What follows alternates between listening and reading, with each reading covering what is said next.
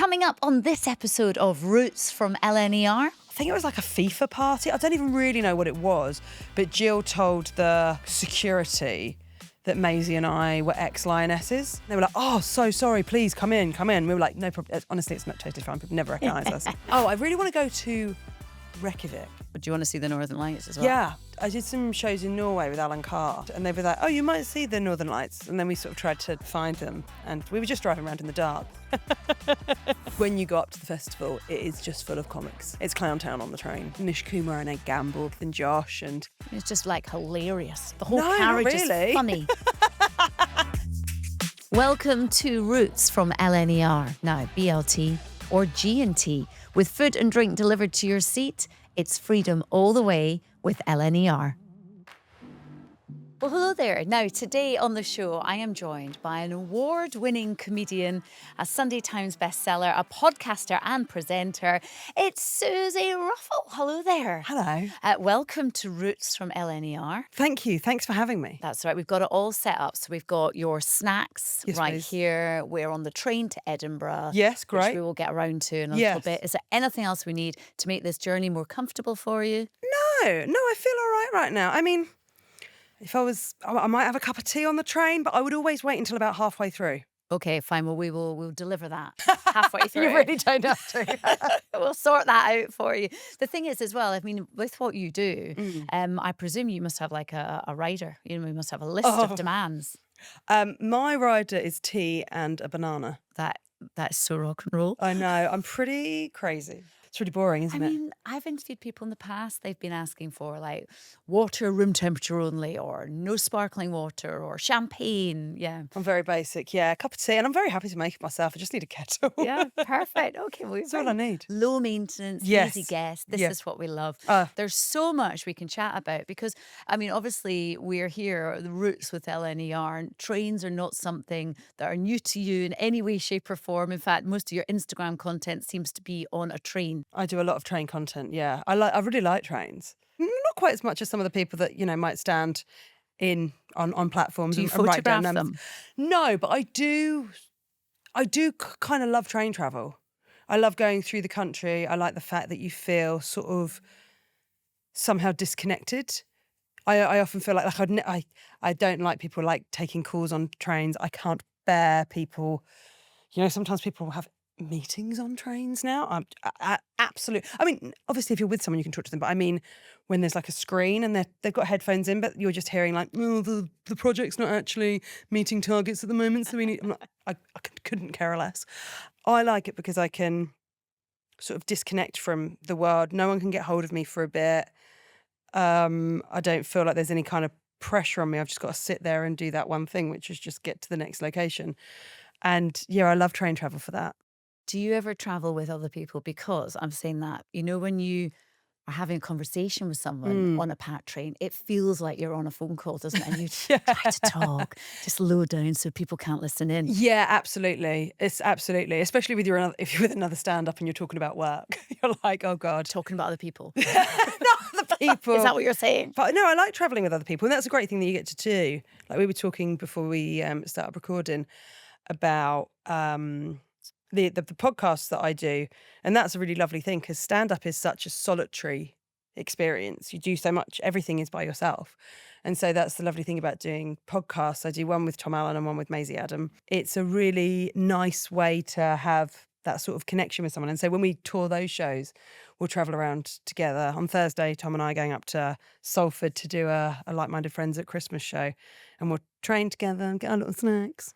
See? Nice. Nice way it works. Yeah. The thing is, though, you do travel a lot and work takes you everywhere, but actually you have been traveling quite a lot forever. I mean, whether when you were younger it was staycations, Yep. you went transatlantic, you went down under. Were you a family that liked to go on holiday?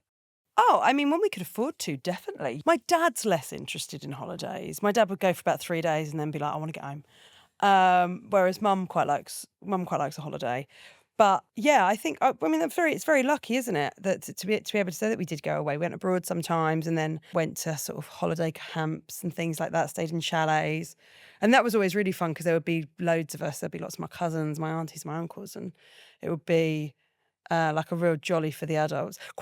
quite often they would like put all the kids in one caravan and then Oh, go wow. out, which, retrospectively looks so bad. But I guess the oldest one would have been about 11 and there would have been like 6 or 7 kids, maybe 9.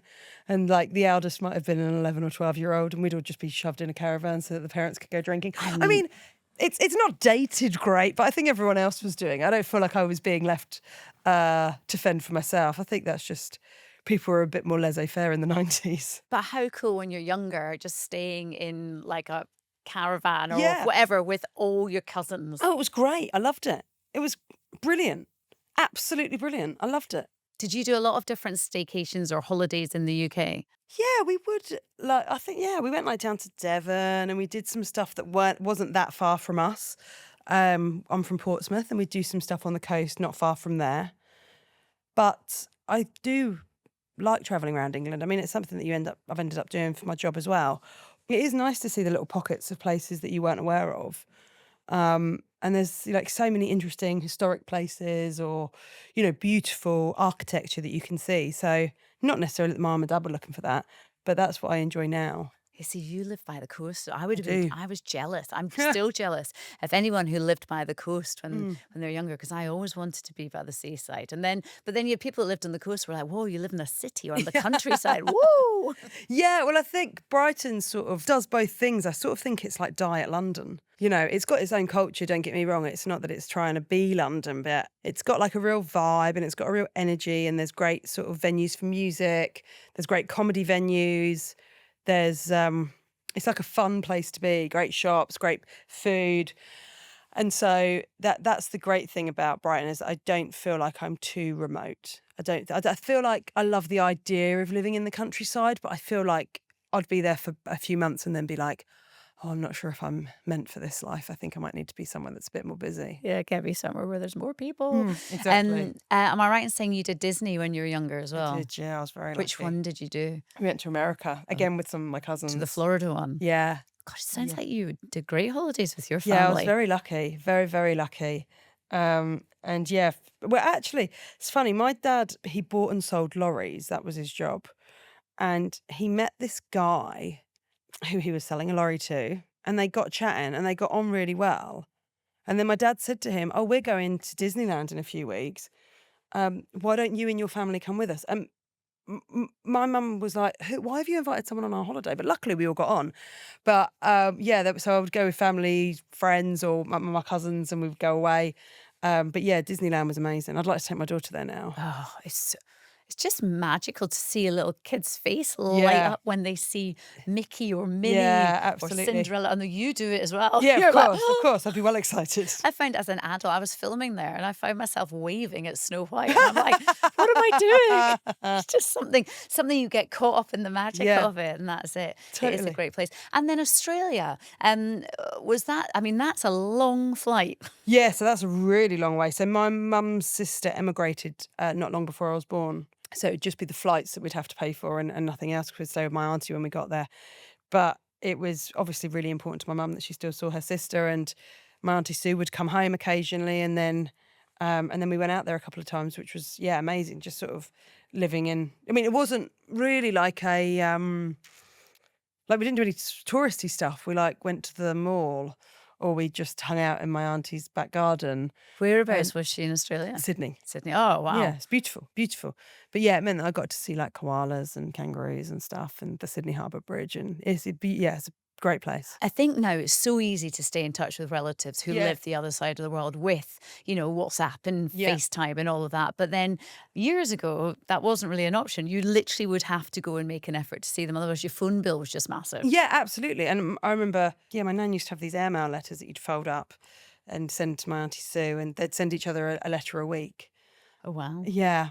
It must be interesting now that, you go to Australia for work sometimes. Occasionally, yeah. Do you ever go to the places you went to when you were younger? Well, I've been to the towns or the sort of almost like the state. Well, you don't call it that, you call it territory in Australia. But so that was, So I remember that some of my family could come and watch me do stand up, which was pretty cool. But yeah, it's that's an amazing thing about comedy. It does sort of allow you to travel, which is awesome. Yeah. The thing is, though, it's different when you're seeing it through your eyes now as, you know, an adult funding it yourself Yeah. compared to when you're younger and you've just been taken Yeah, along. And so lucky. So lucky. Yeah, now it's a different thing if you're going for fun. I was going to talk about all the different kind of traveling on trains that you've done to. And what is it about train travel that you love so much? Because obviously I know that you said that it's been very much a part of your life. Well, it's better than driving.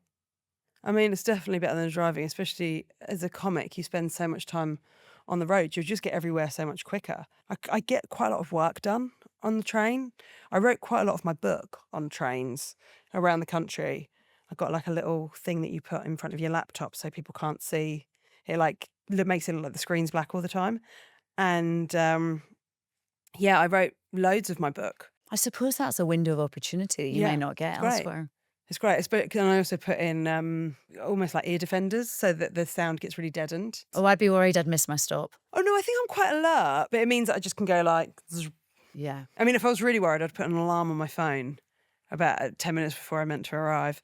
But yeah, that's sort of a nice thing that you can do with train travel. No, it is great. And it can be quite relaxing unless, as you say, you get someone that's having a meeting sitting right next to you. Oh, no, thank you. Drives me nuts. I always find it funny when you're on your way somewhere and it's like the train has a certain crowd. Like, for instance, I do London Marathon quite regularly. On the train to the start, it's just full of people in Lycra. Yeah. Going, oh, you're nervous? Are you nervous? Yeah, how many times have you done the marathon? 10. Have you done it? No. No, well, there we go. But What then are you- I've never done the Edinburgh Festival. Oh, gosh. How No, many I'm times just... have you done that? God, that's amazing. Do you love it? I love it. I love it. Yeah, You should do it. No, I'm not into running. I don't really like it, but I feel like I should because it's meant to be good for the old head. That's Apparently, lots of impressive. comedians say that they're really creative when they're running. Oh, And they really? can come, yeah, loads of them. Loads of people who have talked to me about running have said that when they run, they kind of think through, they get ideas for the next show. Yeah, see, Maisie did the marathon a couple of years ago and she didn't enjoy the training. And then she did it. And like I'd said to her, like, apparently it's so euphoric and it's going to be amazing. And I spoke to her the next day and I was like, how was it? She was like, hated every step. And I was like, hey, well, at least you raise money for charity. You can either be like that or you can cross the line and go, I hate it. But then within an hour, you might like, change your mind. yeah. But she definitely didn't then. No, that was Just it. not her vibe. But that's, Fair enough. You know. It doesn't have to be. It's not for everyone. The train where I've had a similar thing to what you're saying about lots of people in Lycra is when you go up to the festival, Yeah. it is just full of comics. It's clown town on the train. You're just... It's just like hilarious. The whole No, not carriage really. is funny. I mean, some comics are very funny off stage, some are not. And yeah, there were years where you walk through and then like I bump into a bunch of my mates and people that are sort of within a few years of me. And like, if you think of it like comedy school, like if I was in year 11, then like Nish Kumar and Ed Gamble being like the upper sixth and Josh. And so you'd be walking through and you'd be bumping into all these people that you know. Yeah, it was fun. We would have a really good time. So then you'd often see someone that'd be like scribbling, writing the final bits of their show, trying to get it ready. You'd have the other people that were feeling enormously confident. Or people that were very, very nervous. Yeah. But yeah, that would feel quite exciting. I mean, I think it might be quite, if you're the non-comic sitting in a train, Oh, it'd be surrounded horrible. by funny. Is there an expectation when you say to someone, oh, I'm a stand-up or I'm a comedian or whatever, are they just waiting for a gag? Is that happen? Are you aware that someone might be kind of going, oh, here, they're waiting? Yeah, well, sometimes people will say, tell us a joke. And then I sort of have to go, well, I don't really do jokes. I'm more of a storyteller. Yeah, it's like meeting an accountant and saying to them, oh, could you tell me, could you Add do some something. maths quickly? Yeah. So, yeah, I don't know whether people assume that I should be funny. I don't know whether they're disappointed when they meet me. But yeah, it's a weird thing to tell people that you do. But then I do think my comedy mates, like some people, as I just said, like aren't funny off stage. It's all about sort of the act of what they do. But I mean, my mates that are comics are really funny. Yeah. Really funny, really silly. But then I don't know how funny it is to like an outsider. Like sometimes my wife Alice, who is not anything to do with comedy and likes comedy, but I wouldn't say she's a fan of comedy in general. I'll be with like a load of my mates who are all comics. And after a while she'll be like, oh God, this is a lot. You're all showing off and you're all trying to one up each other. And But it's funny for us. I imagine it would be.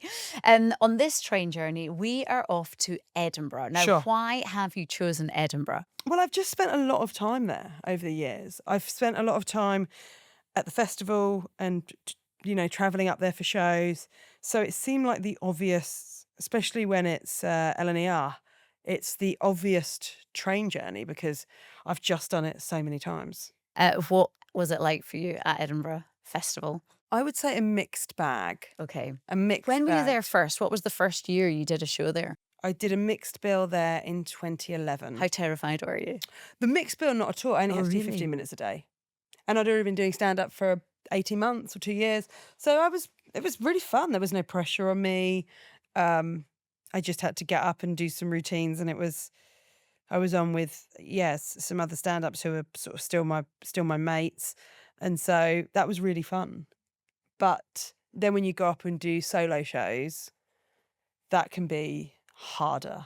I did one in 2012 and one in 2014 that were both quite tough to get audience in. If you're doing that for like 2 hours before your show, and then when you arrive, they're like, okay, you've got 19 people in. You're like, oh God, okay, I hope they're 19 people that are really up for it. But then when you get in there, they're 19 people that like couldn't get into Rob Beckett or Joe Lycett, and you're the only person that's on at the same time as them. That was pretty, humbling. But once I got to like 2016, and I've been doing stand-up for that bit longer, then I had a great month in Edinburgh, and the shows sold out every day and people were really up for it. And then the show got a bit of buzz around the festival and there were stars all over the posters. And then that makes the whole experience like totally different. And then in 2017, I had a lovely year again. In 2018, a lovely year again. In 2019, another lovely year. And then I sort of stopped because I was like, this has been nice. Yeah. I'm going to step away from it now. Because it takes a while, like anything, to kind of like work out exactly what your style is. Yeah, totally. And also to not look terrified. Yeah, 100%. You need to work out. I feel like for a good section of my early career, I was sort of doing an impression of being a stand-up. So I spent a lot of time with male comics who were my friends, but I would do like a slight impression of Ramesh or a slight impression of Josh. I'd be gigging with Josh loads and then be like, oh, maybe I should do observational stand-up. No, Josh is brilliant at observational stand-up, but that's not really the kind of, I don't really notice things. So I'm not the person to do a bit about a kettle or whatever. I'm more about storytelling, personal stuff. But yeah, there was a period where you have to try on different hats, work out what you're good at. And I'd always really loved comedy and really loved stand-up. And so, yeah, it's that kind of like that Malcolm Gladwell thing of like 10,000 hours. It's like presenting or doing live TV. Like it takes a while to go, oh, okay, I know what I'm doing here. And with stand-up, the 10,000 hours are in front of an audience. How do you know that you want to do stand-up? Is it like, have you always gone, that's what I'm going to do? I'm going to tell jokes on stage or I'm going to be a comedian. Is it just something that you know? Well, no, it wasn't for me. I'd always loved comedy. I grew up sort of obsessed with Smack the Pony and French and Saunders, Julie Walters, Victoria Wood. I loved those women and I felt a real affinity to them somehow. And then I trained in acting. I sort of wanted to do musicals, but I'm not. Initially, that's what I wanted to do, but I'm not quite good enough at singing. I'm not quite good enough at dancing. And so I went down more of like an acting route. And then when I graduated from drama school, I graduated into the recession. So it was just as like loads of rep theatres were closing.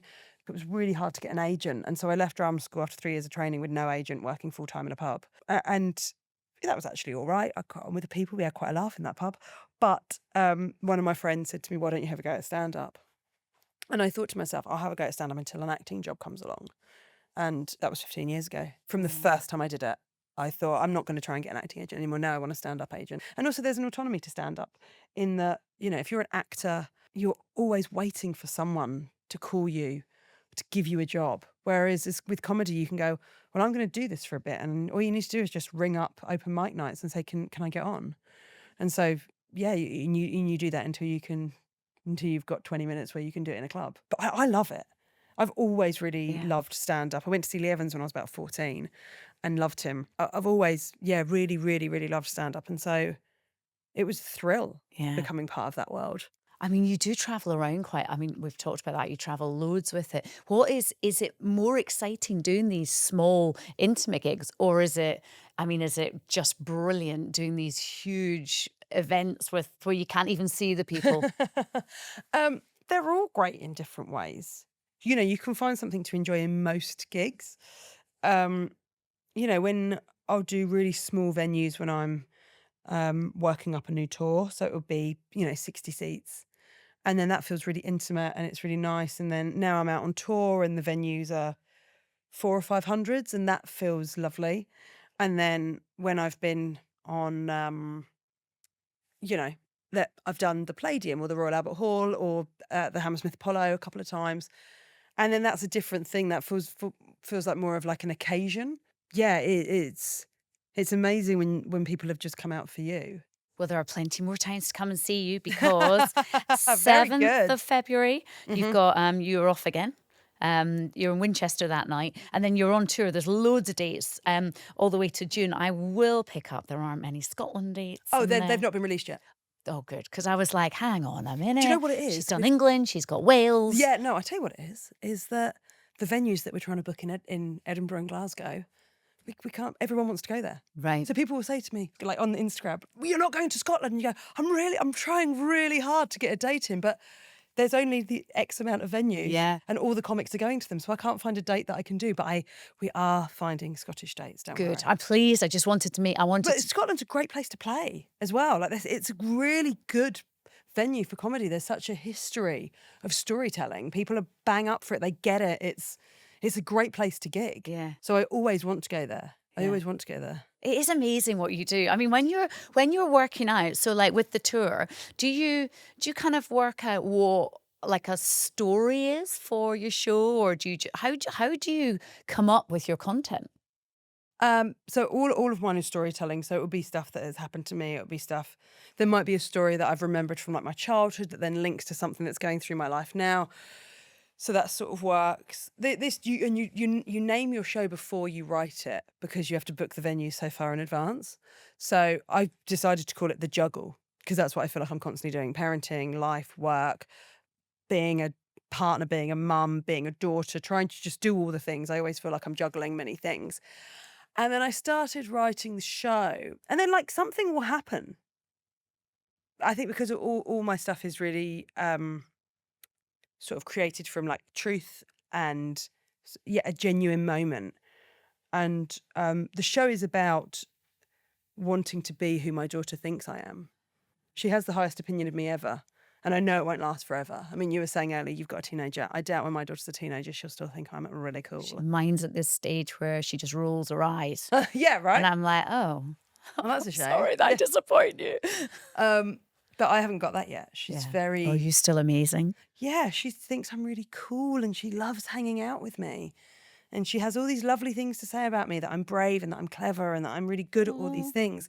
And the show is about me trying to be as good as she thinks I am, trying to own those things that she thinks about me. And then because that and that had happened through a conversation where she was saying to me, "Mummy, you're so good at this."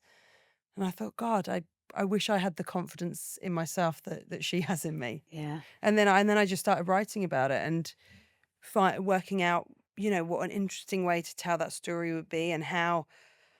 And that is really what I do. I'm obviously a comedian because the stories are funny, but I really am. I'm a storyteller, and I love taking people on a journey. And then it's how how the show starts, and there to be like a dramatic arc in it, for there to be something that happens. And I think of it, sort of in two acts. I do both halves, 45 minutes each. So I do an hour and a half show, and it's just me.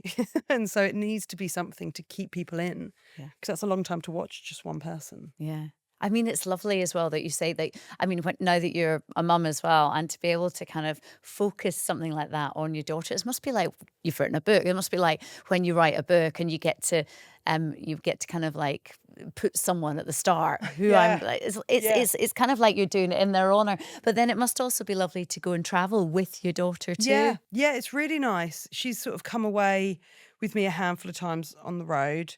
We went to Bury St Edmunds a couple of weeks ago. She was on half term. So I had a tour show there. And then we're like, oh, let's just hire a cottage for a couple of nights. And she's at that age where there's actually nothing more exciting to her than going to like a little cottage. Like we could take her to, you know, a theme park, but she'd be more interested in like, I'm going to go and see what's in that cupboard.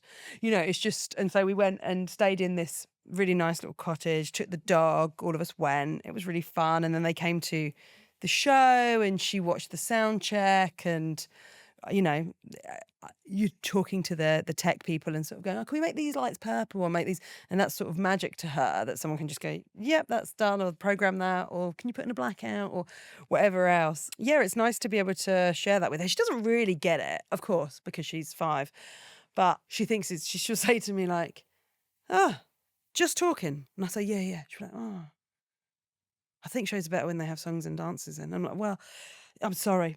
I'm sorry that I'm not doing sort of Frozen live every night, but grown-ups seem to like talking. Well, that's it. The podcast will not be of any interest to her either then. No, she's got no interest in my podcast career either. I do a podcast about women's football and I'll take her to the football and that sort of thing. Nah, she's not really interested. I was really desperate to sort of make a lioness, but I just don't think it's going to happen. In spite of how much I You're like, love I've the got game. all the connections. I've got all of the and like, you know, I had no nepotism at all for me getting into this industry. My dad drives lorries. My mum was a stay-at-home mum. No one's ever left Portsmouth other than my auntie that went to live in Sydney. Like, I've just got no connections. So I was like, oh, great. I know all about women's football. We could really lean into nepotism. And she's like, no.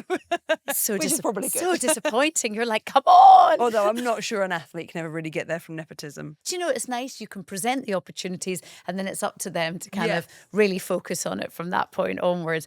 I have actually a story because you obviously have these podcasts and you present Big Kick Energy, which is the one about the football. In fact, Maisie, who you co-present, Yes. she's been on this podcast. Yes, as well. indeed. Indeed. What is the story we've heard about you two travelling to the Euro finals on double-decker trains? Oh my God. Okay. I love a double-decker train. Now, what's so different about a double-decker train? This is, by the way, Jenni, people are listening. it's double-decker. I know. It's got an upstairs. That's the main thing. It's stairs on a train. I mean, that is exciting. Stairs on a train. It's like snakes on a plane, but not at all. Is it like on, is it like posh? Is it like upstairs, downstairs? No. It's not done class-wise, but in Switzerland, everything's well nice. Oh, really? So they don't even need a first class. Oh, People wow. take care of things. So Maisie was out at the Euros for the whole of the month. And she was going to every games and she had like a work commitment out there as well. So she was doing bits and bobs while she was there. And then I went out for the Wales game, which was great fun. And then I went out for the final. But I was at home watching the semis. And when they got through, I was like, I need to find a way to get there. And so, you know, got my tickets before I worked out how I was going to get there. And then just such a weird journey of like, I had to get to St. Gallen. Okay. And my day before started in St. Albans. And so I was on stage and I finished there at like maybe 10:30, then drove from St. Albans to Heathrow, left my car in like the car park thing, stayed in a hotel, slept for about 5 hours, then got up, got a 6 a.m. flight to go. That took me to Zurich. Then when I got to Zurich, I had to get 3 trains across the country to try and get there in time. And I arrived like an hour before kickoff. Oh, wow. Went to my hotel, changed England shirts. I feel like this is a podcast or a TV show in itself. Oh, I mean, there was an episode that we did after the day after England won. And someone sent in a message saying, I feel hungover just listening to this, because we were both so hungover because we'd had such a great night. We'd also managed to, we know a couple of the footballers, and we know Jill Scott and Maisie knows her really well because they work together a lot. And so Jill managed to get us into, I think it was like a FIFA party. I don't even really know what it was, but Jill told the security that Maisie and I were ex-Lionesses. She was like, oh, they used to play at the same time as me. And they were like, oh, so sorry, please come in. We were like, no problem. Honestly, it's not totally fine. People never recognise us. Walk in, we get a lanyard. There's loads of free food. It was great, loads of free booze. Sounds amazing. I mean, it was great. It was absolutely brilliant. And it was amazing to feel joyful and so affirming watching, you know, a group of brilliant women. I mean, especially in that game in the Euros finals, they really had, they were very lucky in places, and they really won the hard way by then having to go to penalties. But it was which was fantastic. Is football something that you've always kind of followed and loved? No, not at all. So Oh, really? I got into football when the England women. So I'm not into men's football at all. I accept that it happens, but I don't know. I don't know anything about it. And I have lots of friends that love it, a couple of family members that love it, but it's just never really been my thing. And then in 2022, when the Lionesses won, my wife Alice and I watched loads, like all of the England games in our little flat when we still lived in London. And we got quite into it and started like knowing about a few of the players. And then we're just quite into the sort of big national tournaments. It was only about 18 months later, I think, the World Cup, because of COVID, everything got sort of knocked out of the normal timeline of 2 years and then a World Cup and then 2 years and a Euros and 2 years and a World Cup. So it was a bit sooner, I think, than what it was. Anyway, it seemed to come around quite quickly. Then when the World Cup was happening, Maisie, who I do the show with, I had mentioned to her a couple of times, I was like, I'm feeling really excited about watching England in the World Cup. I'm feeling really excited about it. And I'm getting, it's quite fun to be into it. And Maisie is a lifelong football fan. Has been going to Leeds since she was about 6, like just loves it. And she said to me, you're a football fan, you just don't realise you are. And I'm like, maybe. And then the idea for Big Kick Energy was that Maisie thought over the course of a tournament she could make me a football fan. So episode 1, where it's about the World Cup, and I'm sort of going, so what's the formation? Why would you have 3 at the front? Who decides, where does it need to be, whether it's a corner or whether it's a goal kick? Like, I didn't know anything. Okay. I didn't really know anything about football. Like, I mean, I'd watched it sort of in the pub with mates, but I'd never taken a particular interest in it. And so the idea of the podcast sort of became that there were lots of people getting into football via the Lionesses. And so Maisie is a lifelong fan. And I think that actually has happened as well, without a doubt. Yeah, massively. Like when we do our live shows now, lots of people will say like, oh, I'm a Suzi or I'm a Maisie. I.e. like I've been into it all my life. I'm from like a footballing family. Or like Suzi, like my mum and dad weren't really into it. They're now quite into the women's game actually. But and now I've got very into it and I feel like I'm part of it. And so that was sort of how the podcast was born. So this is obviously another one that will just keep running and running and running. I hope so, because it's just a fun thing to do. Yeah. And as I said before, like stand-up is so solitary that podcasting is something where you can do it with a friend. You said you're friends with Josh Widdicombe, and he's obviously got Parenting Hell, which is also doing very well. Am I right in saying you and Josh are holiday buddies? Oh, yeah, we are.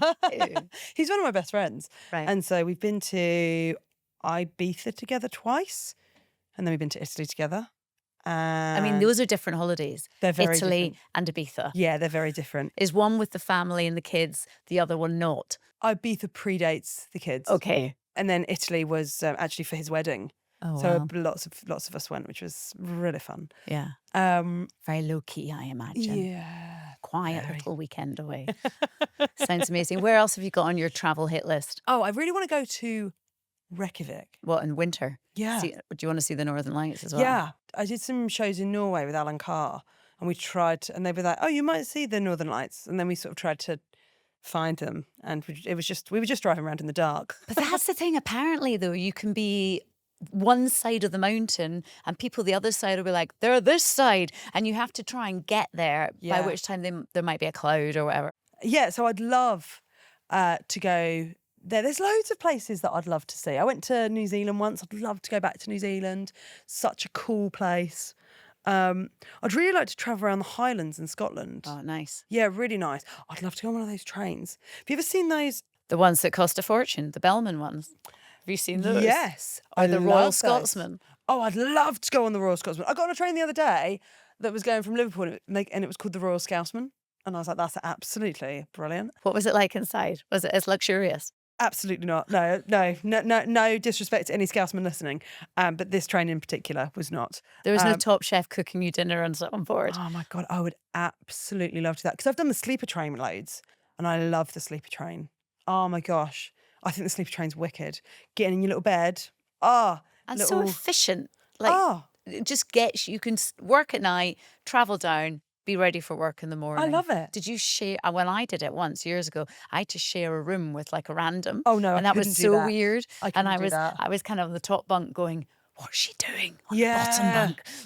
Did you feel like you were in prison? That's what I'd feel like, I I think. don't know. I just felt I was like I didn't want to. I was like I don't want to. move. Don't want to move. What if she snores? What if I snore? Yeah.